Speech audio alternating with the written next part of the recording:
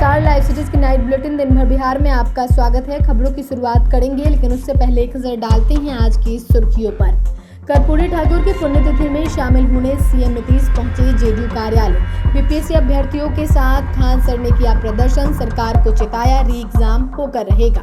तेजस्वी का आरोप, पकड़ौआ मुख्यमंत्री हैं नीतीश कुमार। डिप्टी सीएम ने तेजस्वी से पूछा तीखा सवाल। पीके ने नीतीश कुमार को घेरा, उन्हें बिहार की चिंता नहीं। बेटा एयरपोर्ट का नाम कर्पूरी ठाकुर रखने की मांग। लैंड फॉर जॉब मामले में अगली सुनवाई 21 फरवरी को। बिहार के 7 विश्वविद्यालयों पर शिक्षा विभाग का बड़ा एक्शन। मैट्रिक परीक्षा में लेट होने पर नहीं मिले एंट्री, गिड़गिड़ाती रहीं छात्राएं। बिहार में भूकंप के झटके, अब खबरें विस्तार से। भारत रत्न जननायक कर्पूरी ठाकुर की 37वीं पुण्यतिथि मनाई जा रही है। इस मौके पर बिहार के मुख्यमंत्री नीतीश कुमार भी जेडीयू कार्यालय पहुंचे और कर्पूरी ठाकुर को भावभीनी श्रद्धांजलि अर्पित की। उनके साथ केंद्रीय मंत्री ललन सिंह भी साथ रहे। इस दौरान नीतीश कुमार ने लोगों से मुलाकात भी की। वहीं इससे पहले देश रत्न मार्ग स्थित जननायक कर्पूरी ठाकुर स्मृति संग्रहालय में आयोजित समारोह में मुख्यमंत्री नीतीश कुमार ने उनकी प्रतिमा पर माल्यार्पण कर अपनी भावभीनी श्रद्धांजलि अर्पित की। बीपीएससी अभ्यर्थियों की परीक्षा रद्द कराने की मांग को लेकर खान सर एक बार फिर से अभ्यर्थियों के समर्थन में सड़क पर उतर आए। गर्दनीबाग में बीपीएससी अभ्यर्थियों का महाजुटान हुआ। गुरु रहमान समेत तमाम शिक्षक भी धरना स्थल पहुंचे। जानकारी के अनुसार खान सर सबूत के साथ सड़क पर उतरे। उन्होंने दावा किया कि अब आयोग को दोबारा परीक्षा लेना ही होगा। उन्होंने सरकार को चेतावनी देते हुए कहा कि यदि री एग्जाम नहीं हुआ तो इसका राजनीतिक असर आगामी चुनाव में देखने को मिलेगा। पटना में खान सर ने छात्रों के साथ विरोध मार्च निकाला। उन्होंने कहा, सभी को पता है कि परीक्षा में धांधली हुई है। सरकार जितनी जल्दी इसे स्वीकार कर ले उतना ही उसके लिए बेहतर होगा। यह लड़ाई छात्रों के भविष्य के लिए है और जब तक हमारी मांगें पूरी नहीं होती हम पीछे हटने वाले नहीं हैं।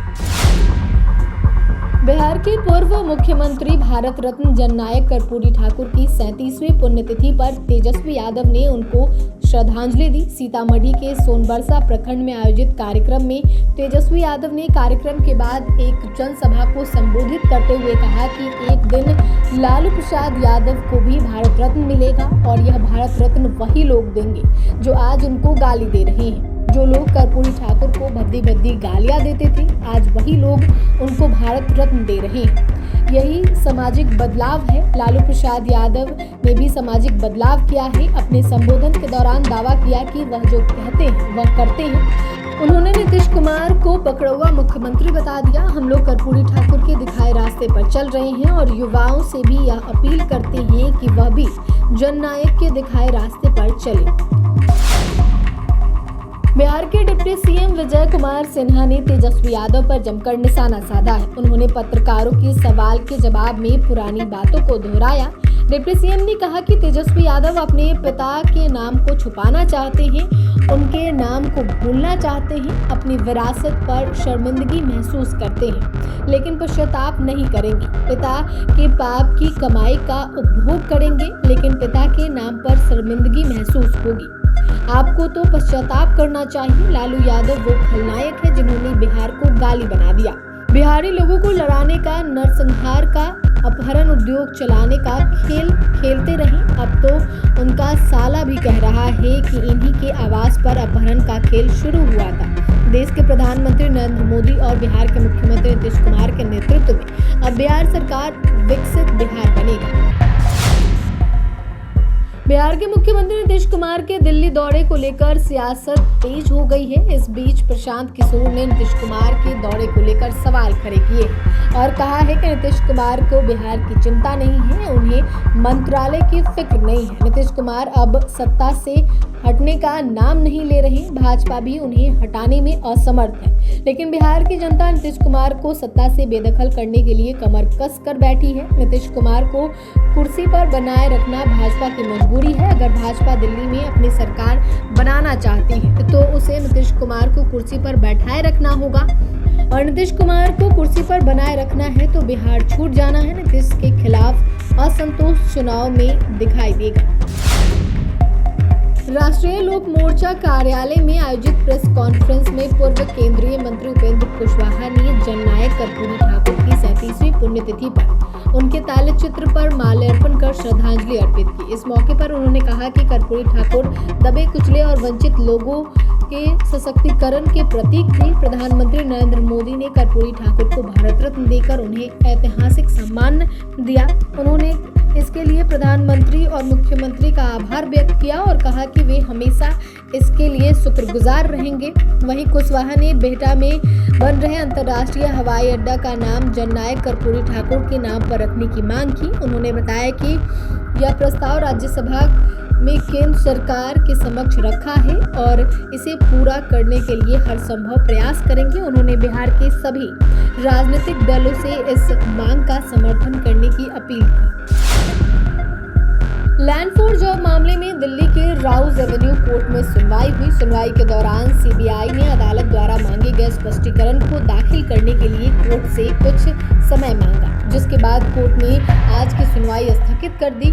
इस मामले में अब अगली सुनवाई 21 फरवरी को होगी। दरअसल नौकरी के लिए जमीन घोटाला मामले में आज राउज एवेन्यू कोर्ट में सुनवाई हुई। हालांकि सीबीआई ने कोर्ट से स्पष्टीकरण को दाखिल करने के लिए समय मांगा है, जिसके बाद आज की सुनवाई स्थगित कर दी गई है। इससे पूर्व 7 फरवरी को यह सुनवाई स्थगित कर दी गई थी। 30 जनवरी को कोर्ट ने 2 अधिकारियों के खिलाफ केस चलाने की अनुमति दी थी, जिसमें एक पूर्व प्रशासनिक अधिकारी आर.के. महाजन भी शामिल है। महाजन उस समय रेलवे बोर्ड में थे जब लालू प्रसाद यादव रेल मंत्री थे। बिहार के 7 विश्वविद्यालयों में 177 करोड़ 38 लाख रुपए की वित्तीय गड़बड़ी सामने आई है। इन विश्वविद्यालयों में इस राशि का खर्च करते समय न तो वित्तीय अनुशासन का पालन किया और न ही अंकेक्षक रिपोर्ट और उपयोगिता प्रमाण पत्र प्रस्तुत किया। महालेखाकार कार्यालय में इस वित्तीय गड़बड़ी पर आपत्ति जताई है। इसके बाद शिक्षा विभाग ने सख्ती दिखाते हुए सभी कुलसचिवों को आदेश दिया है कि वे वित्तीय अनुशासन को तत्काल लागू करें और खर्च की गई राशि का पूरा हिसाब उपयोगिता प्रमाण पत्र के साथ 1 सप्ताह में उपलब्ध कराएं। यह मामला तब सामने आया जब 12 फरवरी को शिक्षा विभाग के कुलपतियों और कुलसचिवों की एक बैठक बुलाई थी। मैट्रिक एग्जाम में देरी से पहुंचने पर कई छात्राओं को एंट्री नहीं मिली तो सभी फूट कर रोने लगी। 9 छात्राएं सीतामढ़ी के जिला मुख्यालय डुमरा के कमला बालिका उच्च विद्यालय में मैट्रिक की परीक्षा केंद्र पर देर से पहुंचने वाले 9 परीक्षार्थियों को परीक्षा केंद्र में एंट्री नहीं दी गई। छात्राओं ने काफी रिक्वेस्ट की और गिड़गिड़ाने लगी, सर हमें अंदर जाने दीजिए, लेकिन उनकी एक नहीं सुनी गई। परीक्षा केंद्र पर एंट्री नहीं मिलने के कारण छात्राएं परीक्षा देने से वंचित रह गई।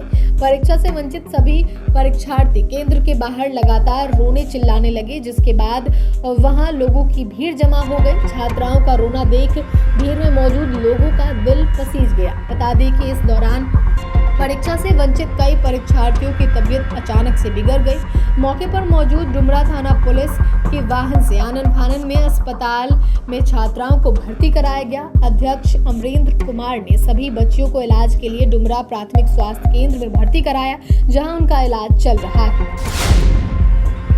बिहार में भूकंप के झटके महसूस किए गए। सिवान में भूकंप का केंद्र बताया जा रहा है। भूकंप की तीव्रता 4.0 मापी गई। हालांकि बिहार में किसी के हताहत होने की सूचना नहीं है। मौसम वैज्ञानिक आनंद शंकर ने बताया कि रेक्टर स्केल पर 4.0 तीव्रता का भूकंप महसूस किया गया है।